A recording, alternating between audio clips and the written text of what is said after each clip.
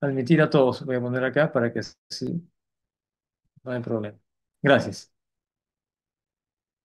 ¿Deseas que recapitule este último? Para los que han Sí, por ingresado, favor, doctor. sí, por favor, cómo no, con mucho gusto. Para los que acaban de ingresar, estábamos mencionando que en la clase, bueno, han estado ya en la clase, simplemente luego de interrupción tuvieron que salir, entiendo, ¿no? Entonces, mencionaba que la enfermedad pericárdica, por las causas ya mencionadas, infecciosas, autoinmunes, virales, bacterianas, traumáticas, nos da un derrame pericárdico, ¿no? Un derrame pericárdico. Este derrame pericárdico puede ser un trasudado, puede ser un exudado, puede mejorar con tratamiento médico ya mencionado si se corrige la enfermedad de fondo, pero puede ser que no mejore y que el derrame continúe en aumento, ¿no? Sea por tuberculosis, por ejemplo, una pericarditis neoplásica, urémica o iatrogénica, ¿no? Y hay un sangrado, una laceración cardíaca, pues va a aumentar. Y va a llegar a un punto tal que va a colapsar, ¿no? Va a impedir el llenado de las cavidades derechas, ¿no? Entonces, tenemos algunos criterios, algunos signos, ¿no? Y síntomas, digamos, eh, que van a estar presentes en el taponamiento cardíaco. Mencionaba que el paciente generalmente es un paciente que está en ortopnea, ¿no? Hipotenso, con ingurgitación yugular, ¿no?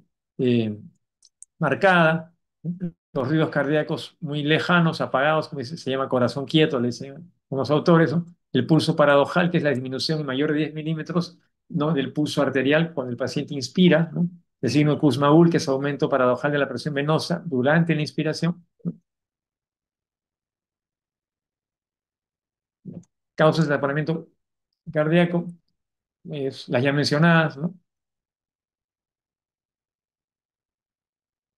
La fisiopatología, como se menciona, pues hay una restricción al llenado en cavidades derechas bajo el gasto cardíaco y eso, ¿no? Y origina una secuencia de prácticamente se activa el RAS y nuevamente intenta compensar, pero el derrame va a continuar y va a restringir, ¿no? El llenado de en las cavidades derechas. Eso es lo que he mencionado respecto al pulso paradojal, ¿no? Que es la disminución de más de 10 milímetros del pulso arterial debido a la no distensión ¿no? A la caída en el gasto cardíaco. Eh, Clínicamente podemos diagnosticar el taponamiento, pero siempre nos valemos también de exámenes auxiliares. En este caso, la ecocardiografía ayuda bastante, ¿no?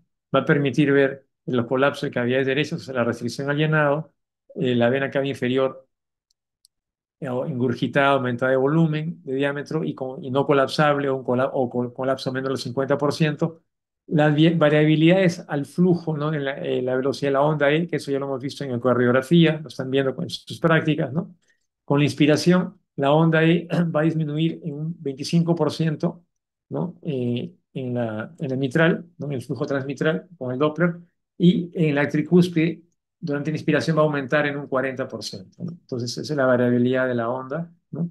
A partir de esos son puntos de corte en los cuales ya se puede considerar taponamiento. Antes de eso, pretaponamiento, ¿no? Un derrame severo, pero sin colapso de cavidades a la vez o sin compromiso hemodinámico que nos indicaría ya las variabilidades altas en este nivel, nos indican ya un compromiso hemodinámico, o sea que el gasto cardíaco va a bajar, que el paciente puede estar inclusive yendo a la muerte, ¿no? Porque pues, a una muerte súbita, ¿no? Bien, como mencionaba aquí una vista ecocardiográfica, el transductor está en la parte superior, derrame aquí en negro, ventrículo derecho, aurícula derecha acá arriba, colapsados, no consiguen distenderse. Buenas tardes, buenas tardes. A diferencia de las cavidades izquierdas, que tienen mayor área muscular y se preserva mejor. Acá otra vista, ¿no? De un esquema, ¿no?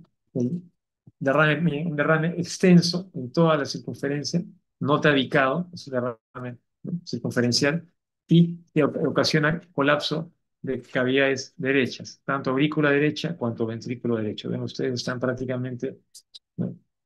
Exprimidas, y al no haber un buen llenado, baja la precarga, por ende baja el gasto cardíaco, el paciente va a la muerte.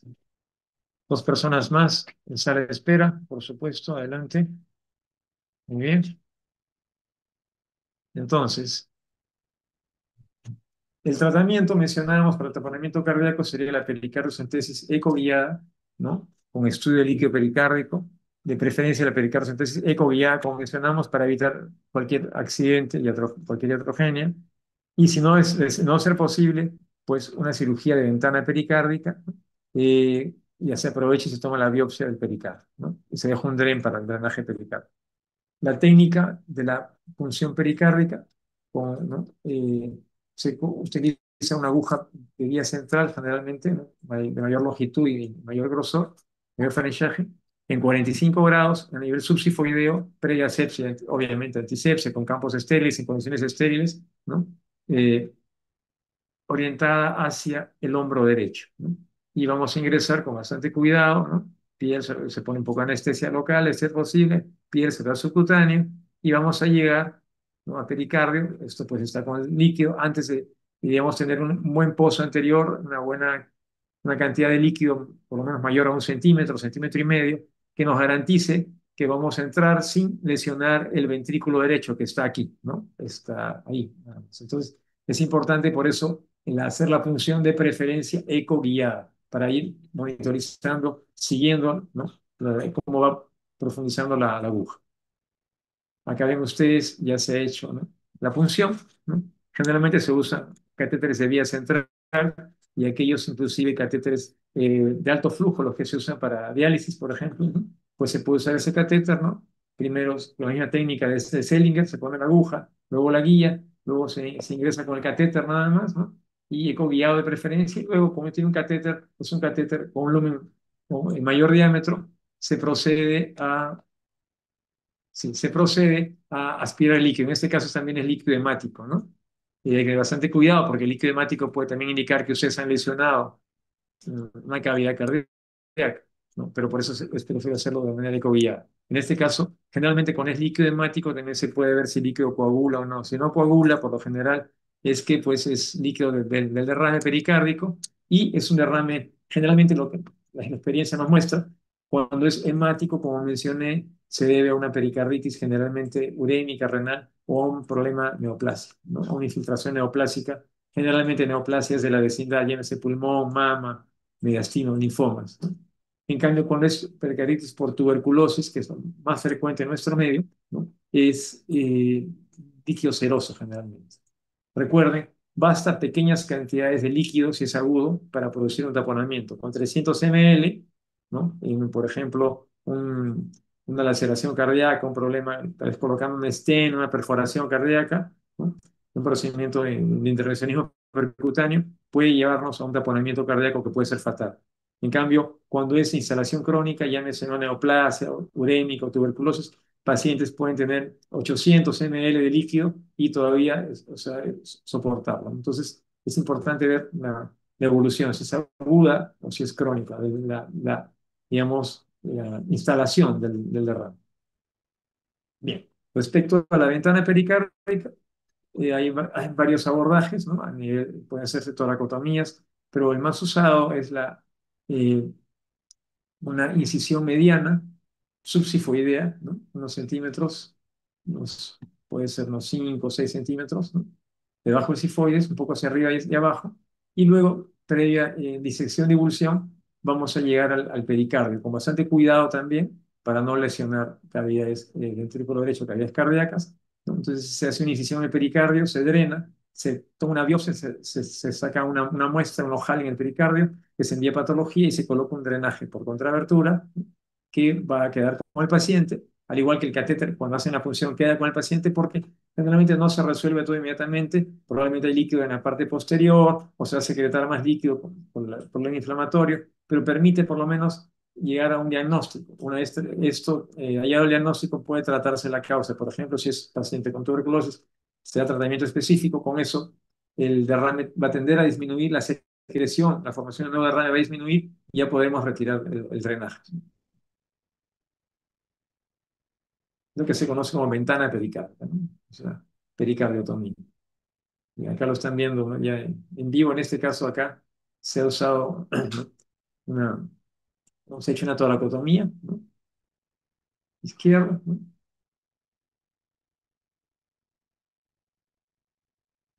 Bien. Ahora, Por último, tenemos, recuerden al inicio, lo que según las guías, teníamos los síndromes pericárdicos clasificados en cuatro grandes síndromes. La pericarditis, que genera la efusión o derrame pleural, pericárdico, perdón, y el taponamiento cardíaco, que es la evolución natural de este derrame, no tratado, ¿correcto? Entonces, y por otro lado tenemos otro síndrome que es la pericarditis constrictiva. En este caso, va a haber una restricción también de la cavidad pericárdica, perdón, va a haber un engrosamiento del pericardio, ¿no? Que va a la postre también a restringir el llenado de cavidades derechas, pero de una manera diferente, ¿no? No va a ser por un derrame de una forma aguda, sino va a ser de una forma crónica, ¿no? Entidades diversas pueden darnos también llegar a la formación de que el pericardio se fibrose, se calcifique, ¿no?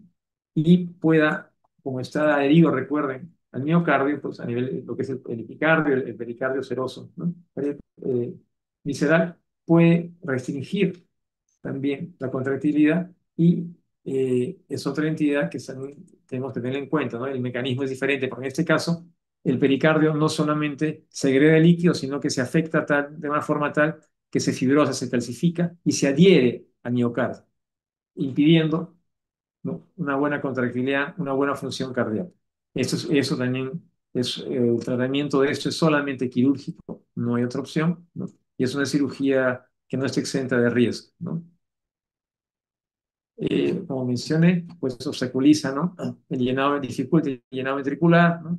Hay el pulso paradojal también, ¿no? Generalmente se puede ver posterior a una pericarditis aguda o subaguda, ¿no? Un derrame crónico o inclusive postcardiotomía, postcirugía cardíaca con el tiempo, ¿no? Lo más frecuente, pues, en nuestro medio es por tuberculosis o pacientes renales y también, ojo, pacientes que han sido sometidos a radioterapia, ¿no? Entonces, de manera crónica puede haber ocasionado perdón, una inflamación crónica y esto engrosa el pericardio, ¿no? Y lleva a esta calcificación del pericardio, a esta fibrosis. Entonces, esto es de necesidad quirúrgica cuando realmente ya hay un compromiso hemodinámico, ¿no? Y es una cirugía que no es simple, es una cirugía que es compleja, hay que hacer una esternotomía, hay que tener la máquina de extracorpórea, una máquina corazón-pulmón al lado, porque como está adherido el pericardio a las cavidades cardíacas, al momento de liberarlo pueden haber laceraciones de ventrículo, de aurícula, y el paciente puede descompensarse, entonces muchas veces hay que entrar, o el corazón digamos, hay que drenar el corazón, hay que entrenar esa corpórea, que anular el corazón, ¿no? Para poder drenarlo un poquito y poder trabajar, ir poco a poco, es como una decorticación, ¿no? Ir retirando ese pericardio y obviamente, como les refiero, no está exento de lesiones, ¿no? A nivel de las cavidades cardíacas que tienen que ser obviamente reparadas en ese momento, ¿no? Y la idea es liberar por lo menos todo lo que es las cavidades derechas a nivel de la llegada de la vena cava superior y vena cava inferior para que no haya restricción y permita un buen llenado. Liberando esto, ya el ventrículo izquierdo se defiende mejor, pero el lado derecho, sobre todo vena cava superior, vena cava inferior, son las que tienen que ser liberadas, ¿no? A nivel de su inserción en la aurícula derecha para permitir que haya un buen llenado. Y con esto no disminuye el gasto cardíaco y el paciente no corre peligro. Bien, aquí quiero mencionarles, simplemente ya esto lo mencionan las guías, ¿no? La evaluación cuando sospechamos de un paciente con pericarditis, ¿no? Y derrame pericárdico por tuberculosis, que ya se ha mencionado. La evolución no invasiva, primeramente sería marcadores, ¿no? Básicamente. Luego, puede inclusive todo lo que es imágenes, radiografía, ultrasonido, tomografía, ¿no? Y bueno, todas las pruebas, incluso inmunológicas, para descartar tuberculosis, ¿no? Ese es en primer lugar.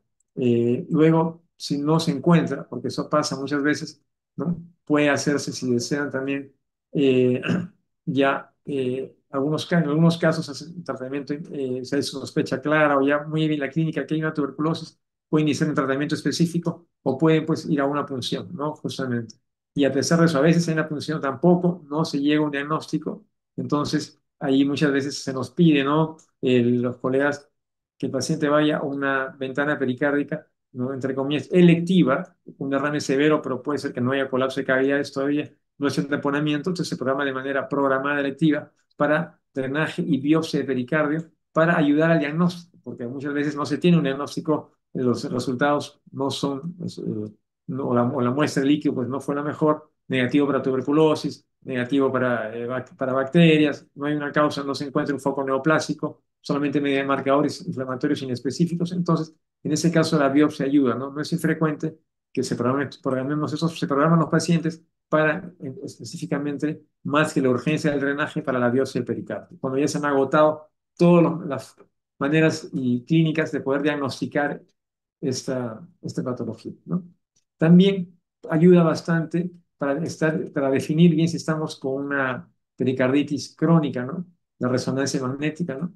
En sus diversas secuencias, ¿no? Ven acá ustedes, ¿no? En el T, ¿no? Weighted tenemos un engrosamiento del pericardio, ¿no? Y ya el ventrículo un poquito a alterarse, ¿no? Un poquito de colapso, ¿no? Luego, en la siguiente fase, ¿no? Del cine, tenemos, ¿no? Pues ya hay, el septum tiene algún desplazamiento a nivel sistólico, ya comienza a haber un desplazamiento en diástole, pero en sístole se normaliza. Obviamente, ¿por qué? Por el llenado, ¿no? La contractilidad, la presión baja, y hay una compresión, ¿no? En el tiempo real, igualito, es inversión, ¿no? Se ve, gracias, se ve, ¿no? Y luego, pues, a nivel tardío, como también se mencionó con el derrame pericárdico, tenemos, ¿no? El refuerzo del gadolinio, ¿no? El refuerzo tardío del gadolinio, late gadolinium enforcement, ¿no? Es que se ve aquí, ¿no? Entonces, queda impregnado aquí el gadolinio, ven con las flechas, ¿no? Lo que nos indicaría que es un pericardio ya crónicamente inflamado, ¿no? Que puede haber inclusive ahí una cicatriz fibrosa. Y el problema con este pericardio no es solamente que eso no es en el parietal, es también en el visceral. Y prácticamente a veces no encontramos derrame, no encontramos ya líquido. Lo que encontramos es netamente líquido, o sea, está reabsorbido, pero encontramos que las dos hojas del pericardio se han fusionado como una sola, se han que son, ¿no? Son muy finas, y el pericardio se ha engrosado. Se ha engrosado, puede tener un grosor de medio centímetro, ¿no? Pero está adherido medio centímetro más, ¿no? Con granulaciones, ¿no? Adherido al miocardio, entonces al epicardio. Eso hace bastante complicado el liberarlo, ¿no? La decorticación. Por eso la cirugía de la pericardiectomía muchas veces es una cirugía bastante cruenta y de tener mucha paciencia, experiencia y cirugía demorada también. Bien, acá lo mencionado, ¿no? El pericardio, ven ustedes, no hay en sí un derrame como tal, es un engrosamiento del pericardio. Entonces, eso es lo que va a hacer la pericarditis constrictiva, a diferencia de la pericarditis que iba al derrame pericárdico y al taponamiento. Acá tenemos crónicamente, va, ¿no? En un engrosamiento, una fibrosis, es la pericarditis constrictiva, que sería el cuarto síndrome, ¿no? De lo que es enfermedades pericárdicas. Aquí hay documentos después de la bibliografía, si lo quieren revisar, de consenso, etcétera, ¿no? Entonces, la resonancia es bastante útil en pericarditis. La resonancia magnética nuclear es útil en pericarditis constrictiva. Bueno, acá, básicamente, ¿no? Es lo mismo, he mencionado, ¿no? Las imágenes, ¿no? Cómo puede apoyar la resonancia, ¿no? Sobre todo resonancia cardíaca, ¿no? Las enfermedades pericárdicas. Bien, ahora, cuando tenemos una pericarditis aguda, que no está en taponamiento, ¿no? O recurrente, usamos, como se mencionó, aspirina, ibuprofeno, AINES, ¿no? Colchicina, ¿correcto? Por 15 días. La colchicina puede, menciona acá las guías hasta 3 meses a estas dosis, ¿no? Pueden asociarse corticoides también como una segunda línea, cuando esto no es paralelamente al tratamiento de la causa de enfermedad de fondo. Cuando esto no es suficiente y el derrame continúa y nos va a llevar a un taponamiento, no esperemos llegar a ello, se va monitorizando al paciente con ecocardiografías seriadas y la clínica obviamente también, pues entonces hay que hacer la pericardiocentesis o la ventana pericardial. ¿Vale? Y obviamente si esto es una pericarditis constrictiva, pues no hay respuesta inflamatoria, que es bastante difícil, hay que hacer la pericardiectomía, ¿no? Entonces, como ya se mencionó. Muy bien, gracias. Preguntas a su disposición, por favor, a sus órdenes.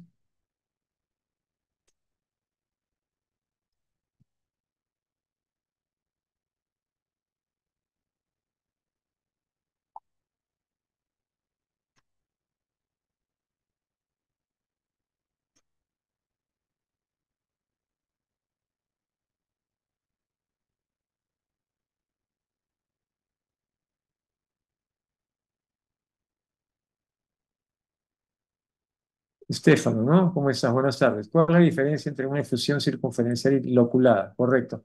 Pues estoy viendo recién tu pregunta, no sé si ya la respondí, pero lo vuelvo a responder. Eh, Vamos a poner la diapositiva. Gracias por la pregunta. A ver,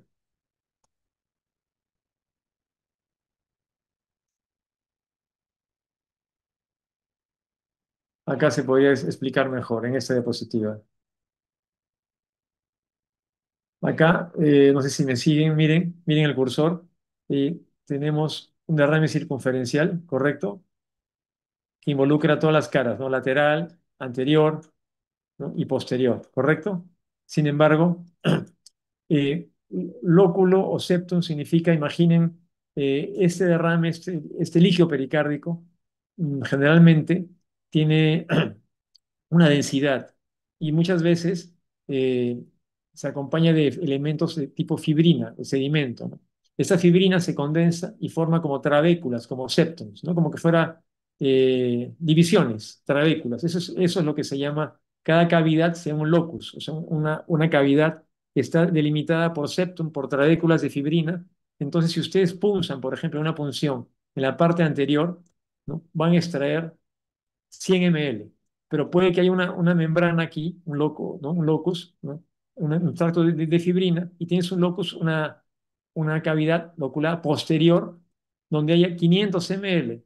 Entonces, has hecho tu punción, ¿no? Pero no puedes drenar más que eso. El paciente tal vez, obviamente, va a ser útil porque vas a evitar que llegue un taponamiento, lo resuelves una emergencia, pero el problema de fondo no se ha resuelto, el derrame continúa, porque es posterior, está tabicado, septado por la fibrina, entonces, y eso es crónico. Entonces, eso no se puede romper a veces, no vencer. Entonces, tienes que ir a una cirugía donde sí, ya por cirugía, con un DREN puede llegar hasta allá. Esa es más o menos la respuesta, la diferencia. No sé si habría alguna otra pregunta, por favor. ¿Me escuchan? ¿Están por acá todavía? Sí, Sí. doctor. Muy bien. ¿Alguna otra pregunta? Ah, por nada, qué ocurrencia. Bien, ¿alguna duda, pregunta? Encantados.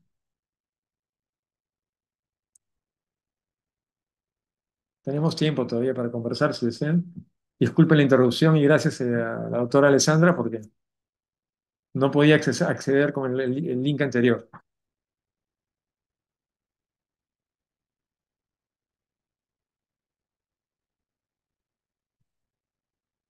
¿Todo claro?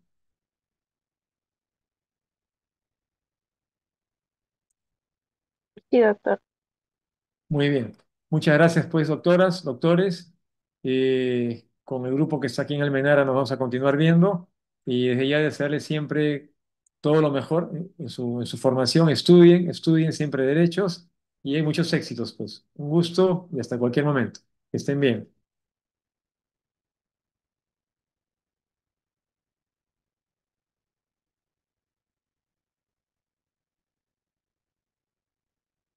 Hasta luego, doctor. Muchas gracias. Gracias a ustedes. Un gusto y que estén muy bien. Éxitos, bendiciones. Adiós. Gracias. Adiós.